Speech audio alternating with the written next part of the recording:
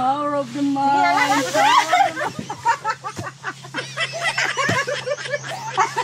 Mali ako nila daw. Sige, ako Tagalog na. Betty, pag huna-una og upat ka number nga sunod. Dapat sunod ha, wala ti kasay. Purple ang gana, purple. Sige, nana. Mana? Ah, dali aroy, break na Betty oy. Isa. Ang kinadak-ay sa imong gihuna-una, plasi og 52. Dako pud anak Cleo oy.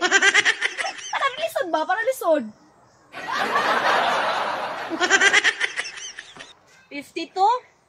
Samot tataan ni ron ba? Samot na ni di ma-plus karon. Siya daw be. Ala dako na jud kayo Claire. Samot na jud kayo di ba? Di ba tunggu aron. Sige, di ba tunggu samot. Sige. Ang answer sa imong giplasan karon i-minus sa kinagamyan ni imong gihuna-una. Tapay kapas ako sa mga power of the mind. Minus ako. Balon ako sa answer ka, balon ako. Sige, banayan. Sige ang mata ni Betty. Kadali lang ha. Minus ako. Dali na Betty, minus ka lang. Kadali lang ba? Laki kayo ng number. Lisod kayo memorize on. Power of the mind. Lisod na minus on. Minus ha. Ginagamyan sa akong hinauna.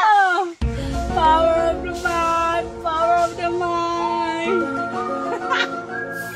Yaman na? Ano ka? Tama ba na Pero nga, kasi mamali na po. Unsa din, di ka balo mo minus mo plus? Di ka balo mo minus mo plus, Betty? Sige. Okay na? Ah, kadali lang ha. Power of the mind. Di ba, excited na kay kumukuan ba mo answer? Kay kabalo na ko. Sige.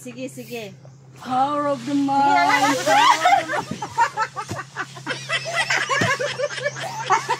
Mali ako nila daw. Sige, ako Tagalog na. Ako ngingkuan, tagnaon. 55! Loko, bright, di mo ba? Tagalog ka na. Diba? Power of the mind. Namali ba dyan kong answer ka ganina? Wala, tama, dyan, Claire. 61 to 64 yung yun-una. Betty! Kabalo na ko, nganong na-bankrupt imong tindahan? Di kabalo mga ambyo, Di kabalo mo sukli. Namali ba dyan kong answer daw? Namali ba dyan ko? Taka ramang kabiti di ay. Alang katawa ka lang Betty.